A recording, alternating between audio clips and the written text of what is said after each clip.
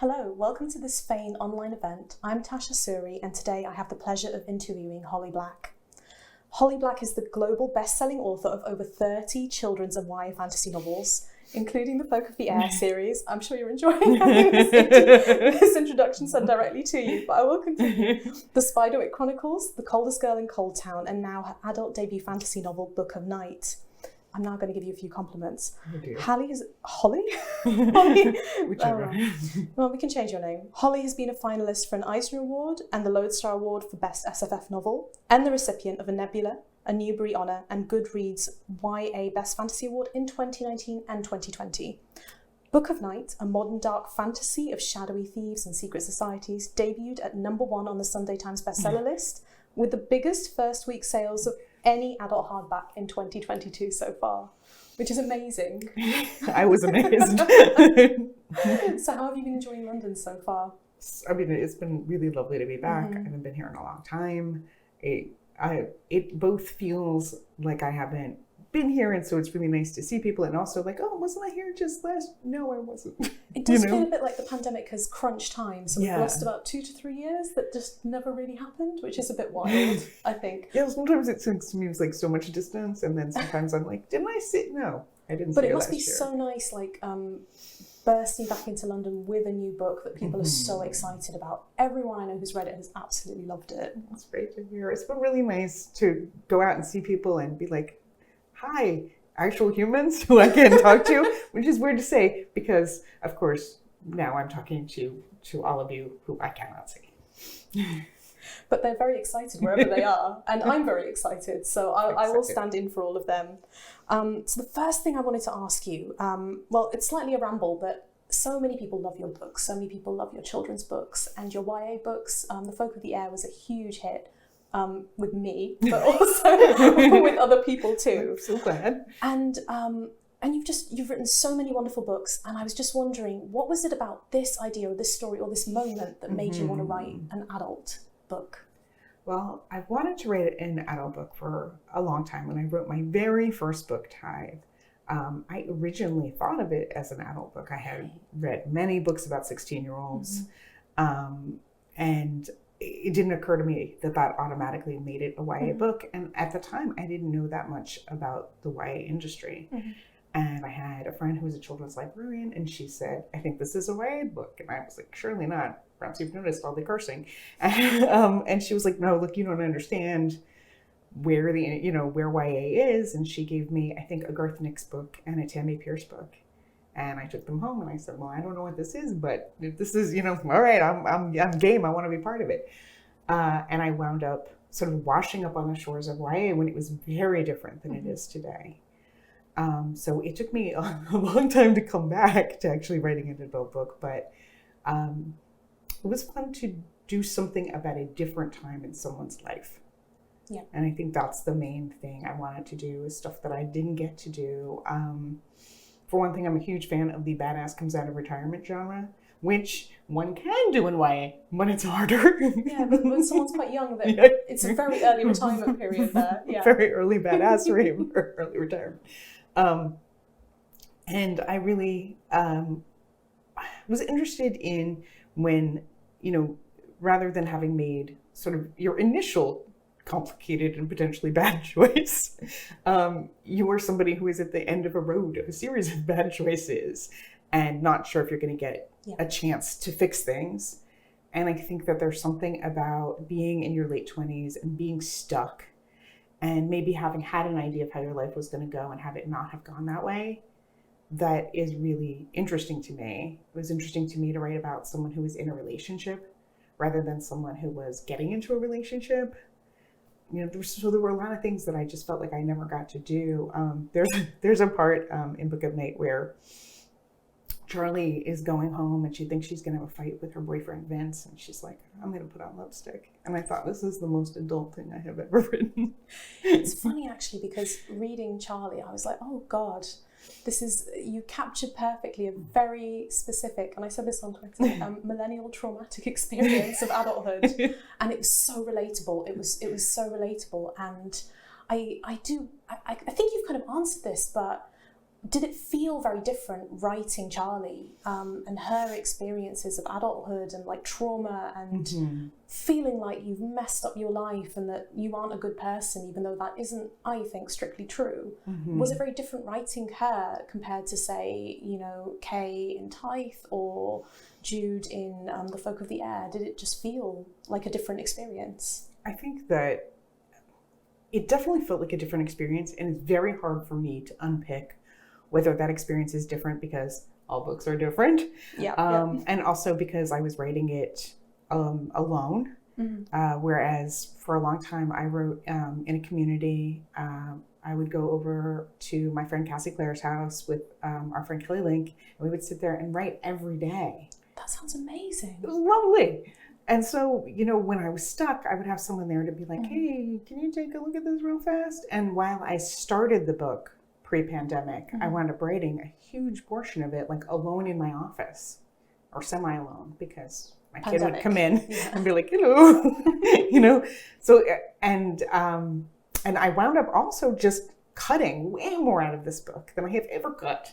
I just kept writing things and then deleting them. How long was it originally then? Did you have like were you deleting as you went along, or did you have like a huge manuscript that you had to cut down? No, I was deleting as I went.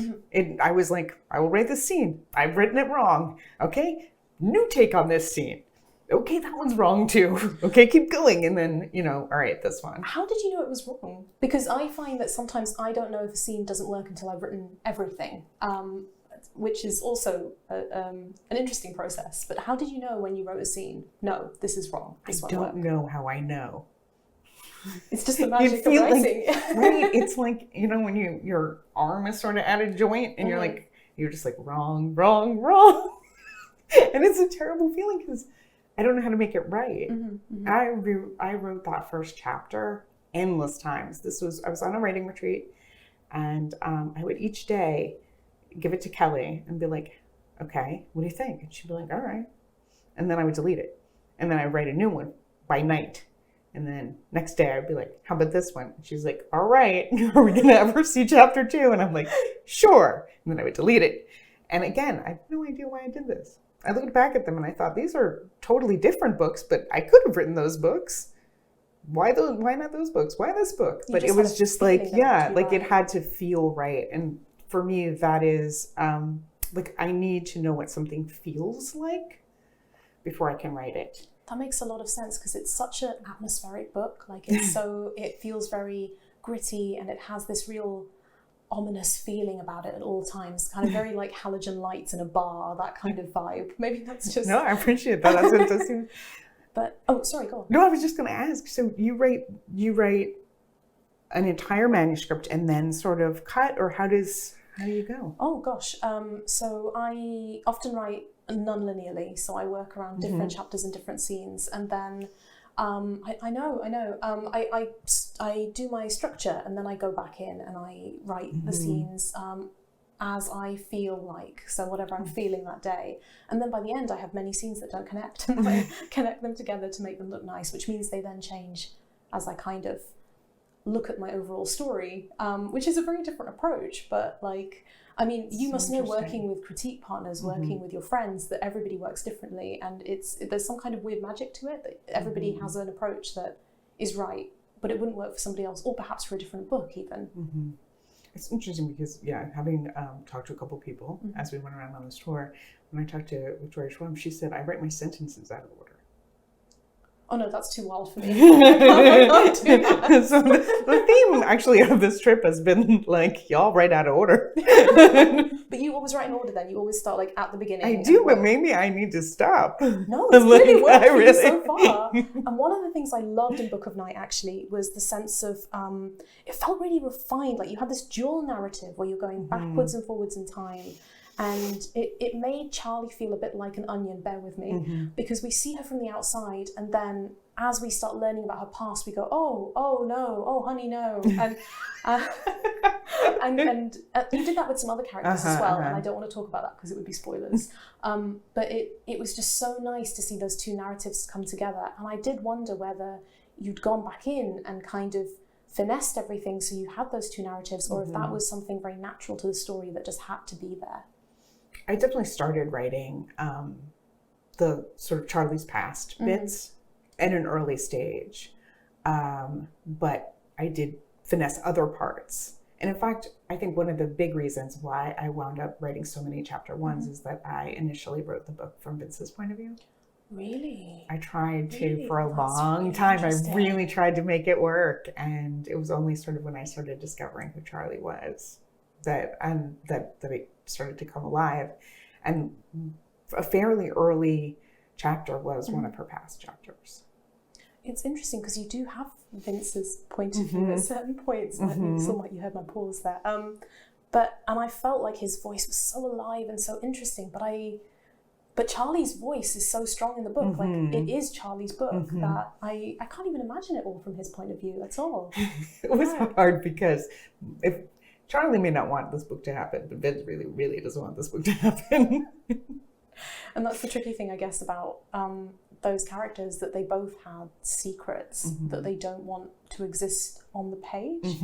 So I guess you had to fight them to write the story to some extent. It definitely felt like, sort of prying them open a little bit, which is very numinous and kind of is a frustrating way for me to talk about writing, because I like things to be like clear and defined and like, look, I control them. They don't tell me anything. They don't do anything. But I definitely felt that wait, what's going on under the hood here? How do I get at it?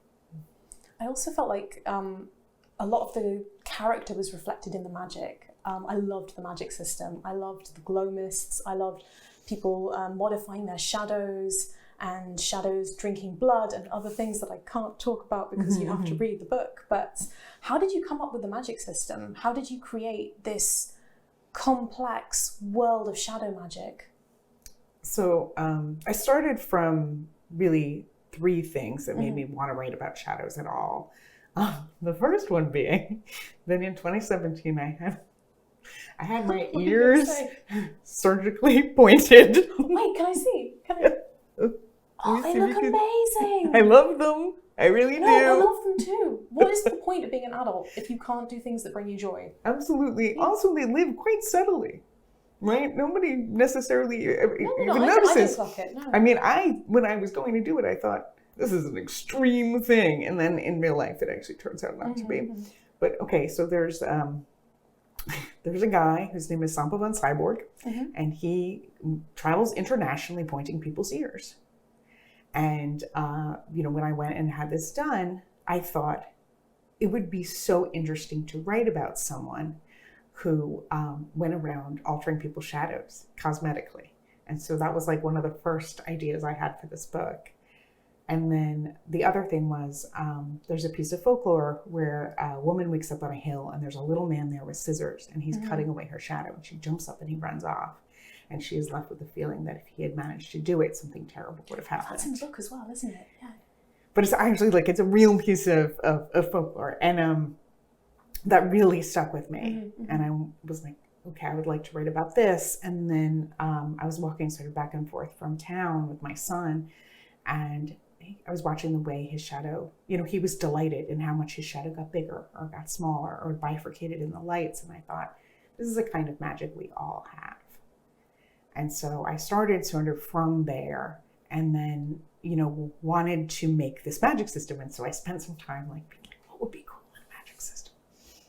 And then what I realized, and it's really interesting you talk about like the way it relates to Charlie, because one thing I realized is I need to make the magic have to do with her, that all stories are essentially torture devices for their protagonists, right? Yeah. Because if they have a terrible fear, likely they will be exposed to it. If they have an awful secret, it will be exposed. And in the same way, the magic sort of has to relate to the kinds of questions that you're interested in asking. And so, in this book, I was, there's one of the things you can do with magic is you can take all of the parts of yourself you don't necessarily like, your desires, your fears, and you can push them into your shadow. It's not the best way of doing magic in this world, but it's the fastest. And all of that stuff will be out of you, and it will be powering your shadow. And I think the question I was interested in was, when you put all the bad stuff into something else, are you still vital? Are you still, do you also leave behind something about you that's really important? I think that's so cool. And I loved how you dealt with trauma so deftly, like on the page, and in Charlie's character and Vince's, in everybody's character. Actually, everyone in the book is traumatized. Sadly true. And how that showed through in the magic, but it showed through in their personalities, it showed through in their memories, and it's very gritty but very compassionate, which I really loved. I really appreciate that. Yeah, it's not a question, it's just a compliment, but I thought it was really beautifully done. I'm so glad. Actually, it's interesting that you almost wrote from Vince's perspective, because I did wonder if you had a character that you most loved writing, like if there was one particular character you really adored putting on the page. I love both Charlie and Vince. I loved writing both of them, but I always enjoy sort of secondary characters in a way that like I loved writing Balthazar. He was always fun. I loved Odette, who is the semi-retired dominatrix who owns the bar that Charlie works in. She gave lots of advice, some of which I think is pretty good advice, some of which, but I enjoyed all of it. I could watch a TV show of just these secondary characters hanging out, and I would be quite happy. But because there's so much less calibration involved. There's so many, you really, with your protagonist and with your major characters, like there's a lot of small detail work. Most secondary characters, they're just like they're just there. Yeah, they're just doing stuff, or dying, or whatever it might be that they do. But no, I thought they were really cool. So was anybody? Well, actually, no. Your villain, I really wanted to ask about your villain, and I'm not sure how much I can say, like how much would be a spoiler, but I thought that you wrote a lot of characters who were morally complex, let's say, and they were all somewhat lovable. I hated him.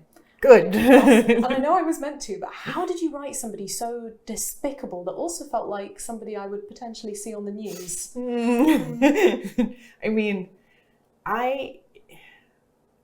I think that I started with an idea of who he was, and I made him worse. I think I started with, and I made him more powerful. Like in the same way that you sort of calibrate people to be more who they are, unfortunately, when I made him more who he was just much, much worse as I went. And I think thinking about him in the past really gave me a lot of insight into the ways he was terrible. Yeah. He was quite terrifying to meet for the first time on page, actually, and I thought that really came through. But on a slightly lighter topic, I love the way that you write love stories. I think they're very nuanced and often quite barbed. Like there's a lot of softness, but there's a lot of like where complicated people having to interact. And your YA books did that really well. But I thought, of course, it was very different with Vince and with Charlie because they are in an established relationship, but it was still complex, and I was really rooting for them by the end. Yeah, and I'd just love to know what you. This is very nebulous, but what you put into their relationship, what you wanted to come across, like. One of my favorite books is Ellen Kushner's Swords Point. Great book. Yeah. And I think it has always stuck with me that I wanted to write people in a relationship because I love that relationship so much. And it's so hard. I don't know what I was thinking.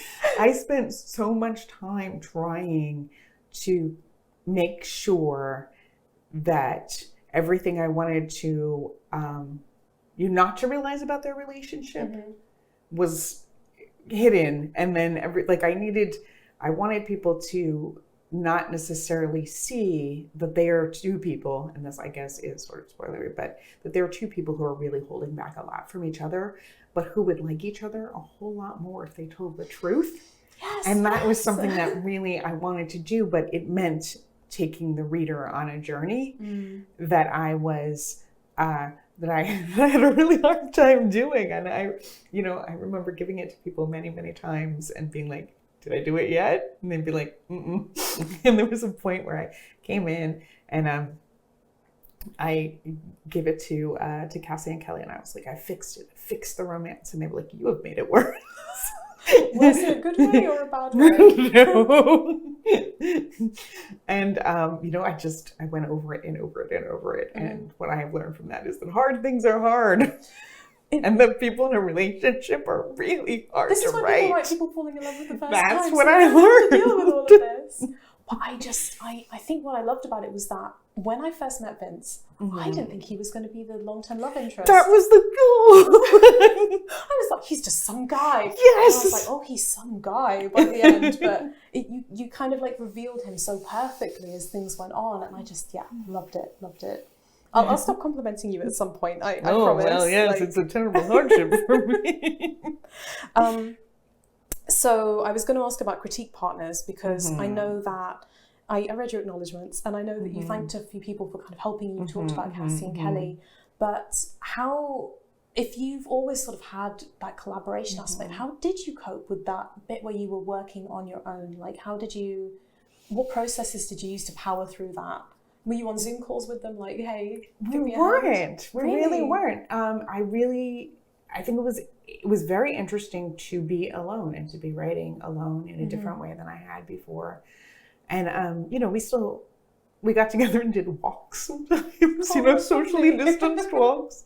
And that was great. But a lot of it, I had to learn how to write differently. And I think that there were things about it that were really good. There were things about it that probably weren't that different. It was interesting to tunnel back into my home office, which had been, just piled with books. And I tried to do a lot more physical planning in terms of like note cards and like Post-its on the wall. Post-its. Yeah. Like I tried a whole bunch of different processes that I hadn't really tried before that were interesting. And, I'm not a great plotter. Like really? I make a plot. It felt like such a plotted book. Well, what I do, yes, what I do is it's not like I don't try. I plot a book, just not the book I write. But it makes me feel better, and I that what you're doing, but you don't. Yeah, so I continuously replot the book. So I spent a lot of time. I have a whole bunch of note cards of a book that I didn't write, but it made me feel good to do it. It was interesting. I do think I learned a lot from it. Do you plot? I do. Yes. How? I don't know. I'm actually working on the third book in a trilogy at the moment, and that has been interesting because I thought I knew what I was doing. So usually I have everything set out perfectly. And I realised actually there's a huge gap where something felt wrong. And I thought I need to fix this, but I can't write that bit until I fix it. So I had to feel the vibes until I found what I needed to include in there. And then I plotted it out. So... do you write it out? I'm like, please tell me the secret. Tell me how I don't have to do the thing I do. We should be talking about your work. I use Scrivener, so I create little note cards in Scrivener where I'm like, and this happens, and this happens, and this happens, and then I write a little bit in some of them so that I kind of know where I'm going. I too use Scrivener. Yeah, you can use the note card as well. I've tried. I've made notes. I made notes that didn't happen in those chapters. It works for me, but I think my brain is a bit chaotic and it likes to kind of see the overview and then dive in, which does make me slower starting. But once I get in there, it's usually fine. Hopefully, I don't really know how I work. I think that's what I've learned from this talk. What was I going to ask? I wanted to ask you about research, actually. Okay. So I'm torn between two research questions. So I'll go with the first one. You set the whole book in the Valley of Western Massachusetts, and you can see from the way I said that I have no idea what that is. Sure. But it felt really real and grounded and like, a bar that you could go into and experience just with some added shadow magic. Did you base a lot of the places on real places? Is this like an area that you know really well that you kind of like delved into? So this is where I live now. Okay, that makes sense. Yeah. I wrote a lot of books set in New Jersey, which is where I grew up. And I finally felt like I understood Western Massachusetts well enough to sort of write a book set there. A lot of the places are made up, but some of them aren't. And in fact, the first event I did locally, and I read part of the first chapter, and just people just kept laughing every time I named a place because it was, places that they knew. It was really fun to do because it is a place that is interesting to me not having grown up there. I think I see it in a way that I don't see. Kind of with fresh eyes. Yeah. The things about it that are different than other places I've been were really fun. It did feel really real. As somebody who barely goes to the US and has never been to Western Massachusetts, I really liked it. The other thing I wanted to ask was about Charlie's, well, she's a con artist and a thief. And you made all of that feel very real. And I was like, oh, that's how you pick a pocket then.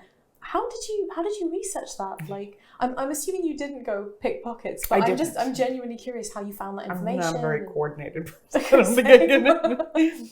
So a couple things. There's a bunch of really good books on specifically cons. The Big Con is probably my favorite. And what's really interesting when you read it is you're like, oh, this is the plot of the sort of list of different cons are the plots of every con movie I've ever watched. So instead of watching something like Ocean's 11, I could just read that book. Absolutely. Excellent. I mean, you absolutely should, because it's super interesting. And because they are old cons, you can see the way that they translate into, modern internet scams and all kinds of things. They're these, things that just work on people. And I read a couple books about influence and like how we persuade people of things. And then there are how-to books for crime. There are for real how-to books for crime. And I got a book on like how to pickpocket, and I got, a couple books on like safe cracking. And I know, it's really, you can just be like, all right, get this book. Well, I guess the police have probably read it too, you'd hope. Maybe not. Yeah. I mean, I don't know that it would really like it, because it's just technique. Like the idea that if you hit somebody twice, they notice the more firm touch, and so they don't, notice the less firm touch. I mean, I would have never guessed that were true, but that seems to be the whole of pickpocketing. When I read that, I thought, oh, that makes absolute sense, because there's a word for it, I can't remember, but it's if you, for example, have chronic pain, if you use something that gives you a different pain signal, it masks the other pain because it's some kind of somatic process or something. Somatic's probably not the correct word, but it does something in the body that kind of distracts you, which is quite cool. My son had, they had to take blood or something, and they put a buzzer on his arm because they said, this will, I don't know that it works. I think if anything, you'd go, I'm not going to pay attention to that buzzer, there's a needle in my arm. And then, maybe they have to distract you from whatever's going on in the first place for that to be effective. I think he was too busy screaming to notice the buzzer.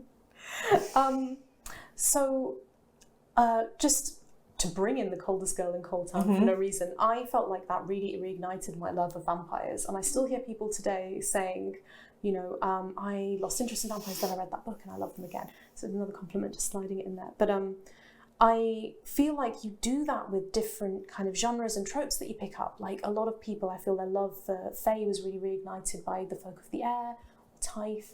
And what I loved about Book of Night is that I felt like I could see little hints of a lot of contemporary and urban fantasy that I've always loved. Some of the stuff I watched in like the 90s and 2000s.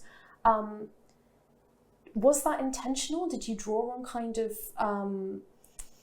things like, I'm thinking of stuff like Buffy or the Vampire Diaries. Was that intentional, or am I just reading into it? It's totally fine if I am. I mean, I think that I am a product of influences, and I think it was less deliberate than it was, we wind up taking in stuff and then we wind up putting it out. That's true. Yeah. And but one thing that really was deliberate about it is that I have written sort of con artistry stuff before, and I've written sort of folklore stuff. And what I wanted this to feel like was both.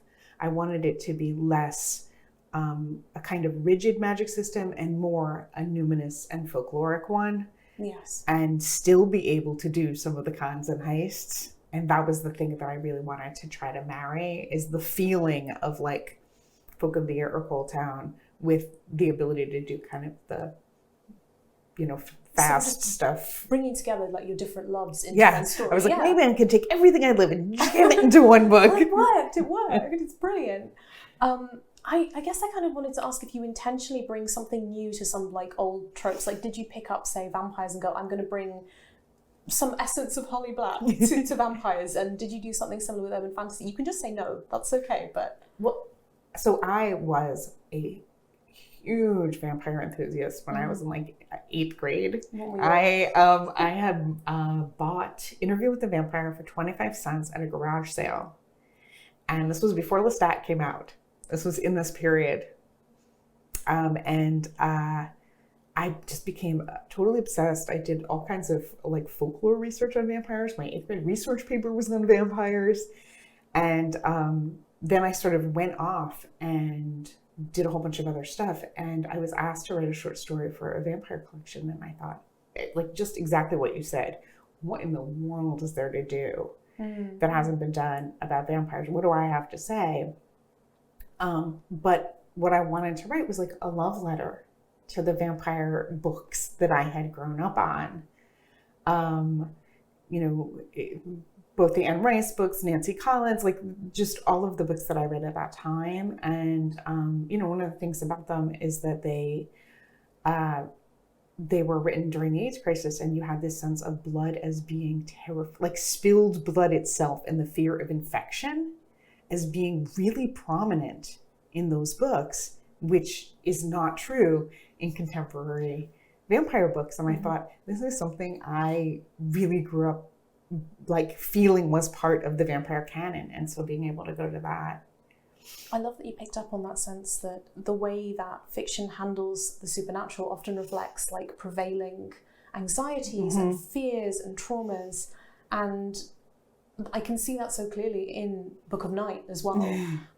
I'll leave it there. People can make their own interpretation of that when they pick up the book. But in the original, one of the original versions of Book of Night, I had people just constantly calling each other because I was stuck in the house. And like, there was a point where I had to sort of go back through the book and be like, no, they need to go to these places. Just have more text conversations. Sorry, comments on the phone, and I was okay. Wait. They may have to leave the house. They may have to do something. I would kind of be morbidly interested though in what that book would have been like a whole text conversation version of everything. Turns out very hard to menace someone over the phone effectively. I would listen to the radio play. I bet that would be quite interesting. They've done it for Neil Gaiman. They could do it for you. I could see it. Oh my god, I wanted to ask if you'd seen all the different like Anne Rice vampire films, but that's probably not interesting. Oh, I have. I think my favourite is the one about Akasha, but I will because it's aside. That's an aside. I will leave that be. So I did want to ask if you read when you're working on your books. So do you read like I know you research and you read books in your research area, but like, do you read other books in the same genre to kind of get inspiration, or do you like to just focus on your own work? I read generally while I'm writing. Like I'll read whatever it is that I'm either, often I'm reading for friends, or I'm reading books because I want to read a book. Yeah. And sometimes I'm reading for models. Like a lot of time, like for instance, if I were, say, writing a romance and I was like, how am I going to do this? Because I'm stuck here. And I have a friend who's like, oh, you should look at this book. And I will read it and say, can I figure out like the structural piece? When I was writing Darkest Part of the Forest, my friend, writer Sarah Reese Brennan said, Vampire Diaries 3, Dark Awakening. That is so specific. Has a romance. She was like, it has a romance you really need to look at. And I was like, okay. But she had forgotten what actually happens in the book. And so I kept reading for this thing that never happened. And it's such a specific reference as well, like the third book in the Vampire Diaries. Yeah. And so sometimes I'll read something like, indeed, to be like, wait, how did they handle this thing? Like, where are the turn points? And then sometimes I'll read things like a specific kind of folklore. If I'm reading fairy books, like to try to remember the language of fairy, because I think sometimes that's there's kind of feel in the language, right? Isn't it? Yeah. Like the difference between oatcakes and cupcakes. You really want to having that feeling in your head. And in the same way, I read a bunch of non-fantasy crime books. We got like some safe cracking book, you know, like, I mean, they weren't about safe cracking, they were about a safe cracker who would, you know, had adventures. And, you know, to try to, again, sort of remember the language. That makes of that kind of book. sense, because like you have that really strong sense of a mystery that, well, multiple mysteries that need to be solved, and artifacts that need to be found, and it has that kind of crime gritty quality to it, which is really cool. There is something that I thought would be interesting to kind of dive into, and it's very silly, so bear with me.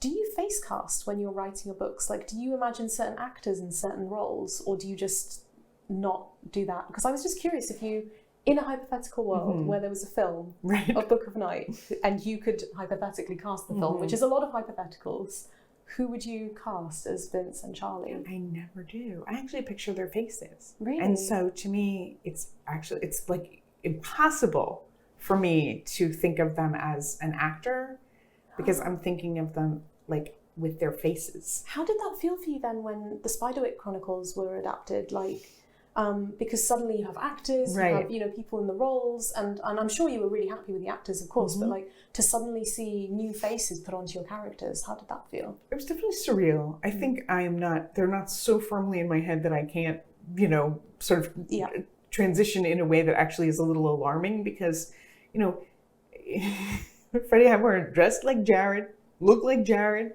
And I kind of was like, well, where does Jared go? Like, in the parts of the book that I didn't write. Like, what is Jared up to? It was really weird. It felt more real. Because here's this, you know, here's this real person. Here's this real, you know, house. Well, what is he doing? I had a lot of questions. Lost control. They're going off and doing their own thing. The shadows have escaped. Exactly. Oh, maybe that. No. Do you fan cast? Or? No, not really. And I wish I did. But I love it when other people fan cast for me. Like if they say, I think so-and-so should play that character, I'm like, oh, interesting. I do too. I'm like, all right. Yeah, because it lets you see how other people see your characters as well. And you're like, that is not how I see them. Or, oh, you've understood. Or worse, they've understood better than you have, which is the most terrible one. Totally possible. No, and I haven't fan cast them either, so I can't give you suggestions either. Not that you need them, but... Oh, so arguably, Book of Night has a bit of a cliffhanger ending, or at least I felt like it had a cliffhanger ending. No, I kept turning the page going, where's the rest? Please, more pages. But I really loved it. Did you have that ending in mind when you started the book? Did you know where you were going to end the story? Or, I know you said you're not, like you don't outline, but I did wonder if you kind of you just wrote and then you reached that point, you were like, this is it. Or if you, without spoiling it, or if you knew exactly how much pain you wanted to cause your readers and went in with that goal. Well, first of all, let me say it is the first part of a duology. So Excellent. it is meant to be a cliffhanger, although it is, you know, it does resolve more or less. There's it resolves and then opens a little bit to a new problem. I can't say a word because I don't want to ruin it, but And I did have an idea of how it was going to end. I had an idea about some of what happened, but not all of what happened, and not the way it happened. And for a while, I thought I was going to do something else. Can I ask what you thought you were going to do, or can you not say without? I mean, I think it's, yes, unfortunately. Okay. Yeah. Okay. Not that. For a while, I thought of that, and then I thought, no, I can't do that. And then I thought, oh, no, I'm going to do that.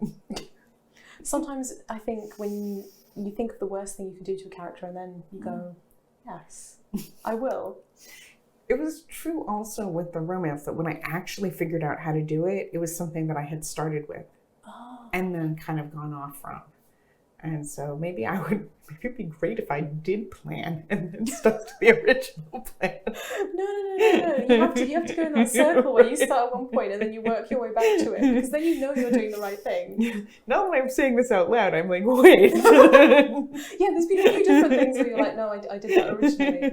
Do you always go, so I think we mentioned earlier something about like you go in and you build a magic system to bring up a character's worst fears. Do you genuinely or generally go into a book and go, I'm going to do the worst thing that could possibly happen to this character in this book?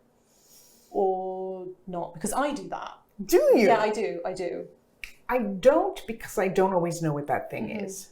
You know, when I'm starting, I have a sort of a sense of them and a sense of like their desires and their motivating factors, but a lot of times I'm learning about them in a deeper way as they go. Like I feel like I am very willing to change a lot about a character as I move through a book, because I feel like they do sort of hide in a weird way. And so a lot of times I'm pushing them and pulling them and sort of saying, well, what if they did this? Especially in this book where they're so guarded.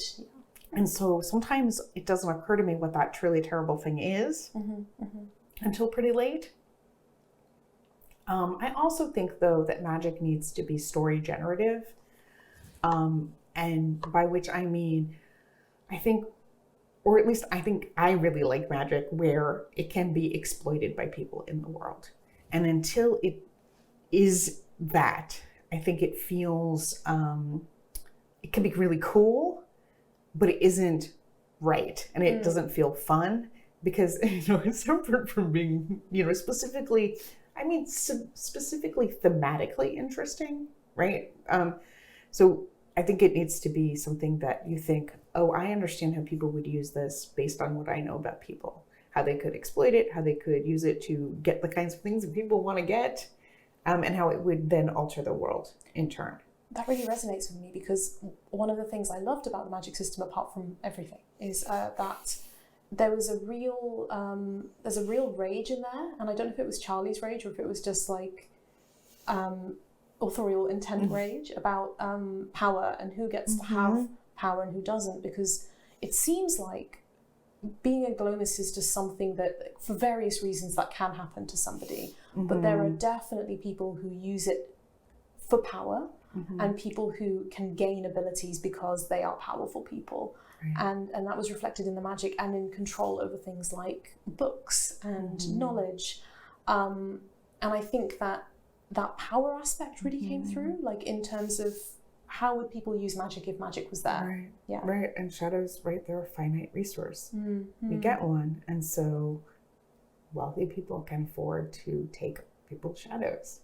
And, you know, it took me a minute to get there, but then when you actually, like, when you think, oh, how would people really do this? It's, you know, it starts, like, the awfulness of it starts to sort of hit you, where you think, oh, what do I know about people? Oh, you know, people care about power, they care about money.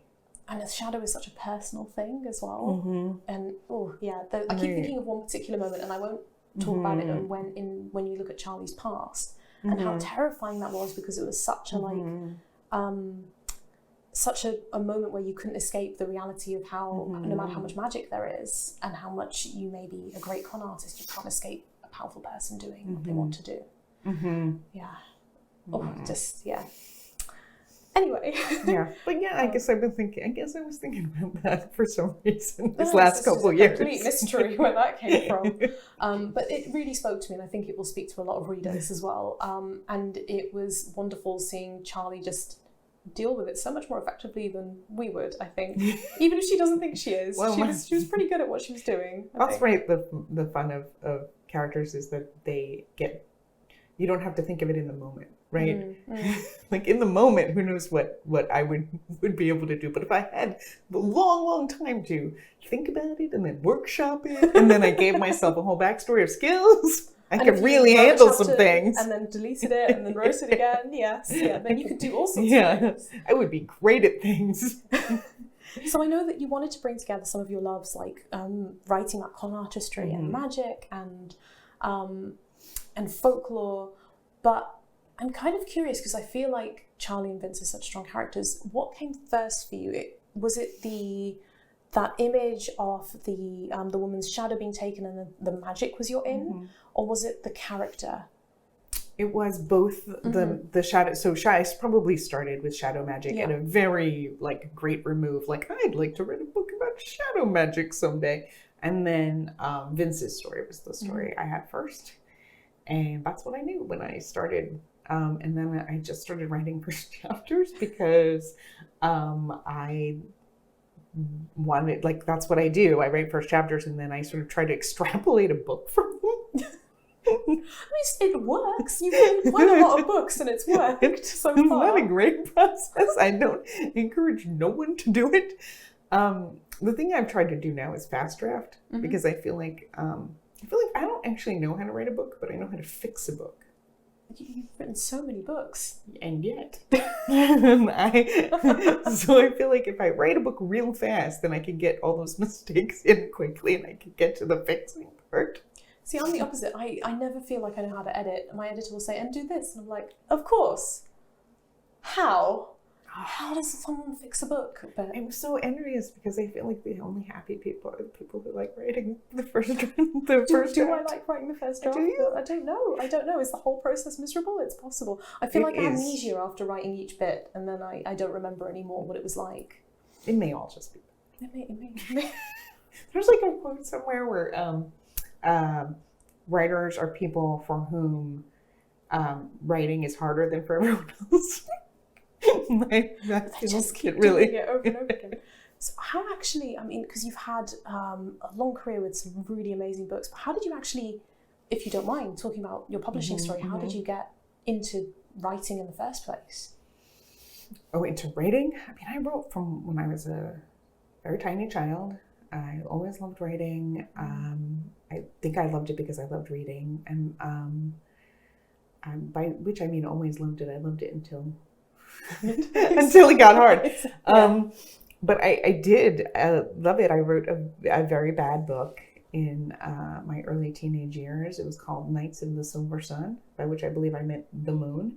And it was a pastiche of everything that I liked at the time, which was Interview with the Vampire and Lord of the Rings. I'm not going to lie, that sounds great. That sounds like something I would love. It wasn't great. I read it aloud at some juvenilia panels. And to great hilarity, I was once voted second worst. Scott Westerfeld took the top title. Mine was what I truly believe was worse. I had an interview with Samantha Shannon, and please feel free to talk to her with this knowledge, where she talked about a book that she wrote as her first book, and it was about naked aliens. And yes, feel free to bring that up. I will. I love juvenilia. Like whenever people are reading from their juvenilia, I feel like you always see a little bit of the writer they are, and then you also see just so much like received language and there's a part of this where like characters like walking down a hallway and there's just like a million doors, and I keep being like, and there's more doors and then more doors. You just really like doors. There's also a part where there's a line, Elven he was. Elven he was. Elven he was. Please sneak that into a book just at some point for your childhood self. Cassie's dedicated a book to me, and it says, Elven he was right there. I don't know why that line tickles me so much. There's just something very beautiful about it. It's very Tolkien-esque, and yet thirsty somehow. Right? I don't just... I should ask another question. So how did you get into publishing? Like, how did your publishing journey begin? Oh, okay. So yes. Yeah, well, so many years later. Years ahead. Yeah. I spent a long time trying to figure out how to write a book, and when I finished, a bunch of my friends knew I had been writing a book for many years, and in particular, I knew Tony Giolizzi, who I would go on to write Spiderwick with, and I showed him the book and came back and he was like, oh, it's good. But he said it in that astonished way that made it clear to me that he thought it was going to be bad. So it was like a compliment, but not quite a compliment. It's almost there. Yeah. He was like, weirdly, the book you wrote was good. Who could have predicted that? And when my friend said, I think this is a YA book, because he had been working on picture books, I knew his editor a little bit. And his editor, Kevin Lewis, said, I will take a look at it for you. And he wound up acquiring it. And so I just sort of like, children's was so different then, though. Many people weren't agented. It just was a very different time. I remember I was at a Society of Children's Book Writers and Illustrators conference, and I guess everyone was told to network. And so I was in the bathroom. I was in a line in the bathroom, and the person behind me said, turned to me and said, what do you write? And I said, oh, young adult. And they turned around and talked to someone else because young adult was like this tiny category. Everyone wanted to read picture books. Yeah. And so it was just so different when I came in. And it's blown up since then, obviously. So much. In a huge way. You know, in the US, the YA or teen books got moved out of the children's section. Yes. You know, in Barnes and Noble, and it's a small thing, but it really made an enormous difference because more people started finding them. You know, kids didn't have to walk by the bear guardians of the children's section, and they were like, okay, then I really do believe these books are for us. Yeah, it's that. I think that's the thing about Tithe that really spoke to a lot of people, that it was sharp-edged. The characters weren't all perfect and lovely and sweet. It wasn't like, your mum will approve of you reading this. It was like, maybe hide this from your mum, which is what you want from a good YA, frankly, like for a YA reader. But I know that we should start... Oh, no, we've got 5 minutes, so I completely missed around the clock. So do you feel like a different writer now than you were then? I mean, because the industry has changed in a big way. Oh, yeah. But, like, have you changed as well? Definitely. I mean... When I wrote my first book, I didn't even know, I just didn't know how to write a story in which things happened. Like, I was so happy. I was like, I have produced a book-shaped object. It seems to have a beginning, middle, and an end. And I think as I have, you know, gone on, I have had, you know, a much better sense of being able to accomplish the thing I want to do. Which means I have new things I want to accomplish. You know, I think you set yourself challenges and then you remember, oh, hard things are hard. Why did I want to do that? Why did I just do the easy thing that I already know how to do? No. But I think, you know, as you go on, you just, there's more things you wanted to do. And I feel like I definitely feel like I have more control. Maybe not of the beginning of a project, but by the end, I feel like I am better able to like hold in a whole bunch of stuff about it. And to that end, I got to go back and go through my first 3 books. So my first 3 YA books. So we did a bind up of the modern fairy tales, and I went through every line. How did you feel when you were doing that though? Was it excruciating to look back on? Because I know a lot of people will say, I can't look at my old writing, I can't bear it. Or did you actually find it really nice to look back at the writer you used to be and what you did and like how creative you were and where it's like, look at your own journey basically in front of you? It was both a relief that it wasn't, you know, I was opening it like, I don't know what's in here. But also, you know, it was absolutely what you're talking about saying, oh, I've learned so much since then. It seemed clear to me, for instance, this is a terrible thing to admit out loud, but I believed that the 3-act structure were 3 parts of equal length. That's really sweet. So if you wonder why my early books go real fast, that's why. I just thought you wanted to keep them pacey. Why would they be different lengths?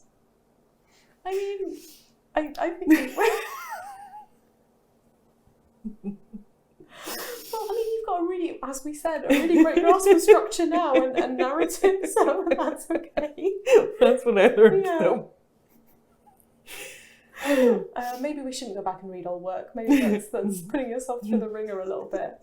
But looking to the future, I know that you said you're ambitious, you want to do new things. Like, do you have any things coming up apart from the sequel to Book of Night, which I can't really ask you about because it's spoilers, isn't it, for book 1? Do you have anything else coming up that you're planning to write that you can talk about, or anything that you would love to write that isn't yet under a kind of secret shroud? So the thing I just wrote actually was a fairy book. I wrote a YA fairy book. Interesting. Is it called the Book of the Heir, or like? It is in the world of Elfhame. It is not like a direct sequel, so it's you know, to do with some other people. I can't talk about it too much, but it was fun to do some things with that. I'm really excited about that. Be back in that world, and it. You know, so I get about, but it was really fun, and I have some plans for that world as well as this world. And then there are some things I would like to do going forward, but I do think that there's something really delicious about getting to play with some worlds once you know the characters and once you know the world. I think there are things you can do where you can really turn things, and it's a different kind of surprise. So I'm really interested in playing in some of the worlds that I made. I'm delighted that you're going back to that world, and I think a lot of the people listening today and watching and your readers in general will be also very delighted. Well, I hope they like the thing I'm doing. They're gonna like it. They're gonna like it. You're gonna like it. Anyway, it's been such a delight and a pleasure to talk to you today. Thank you so much for chatting with me, and thank you all for listening. Thank you.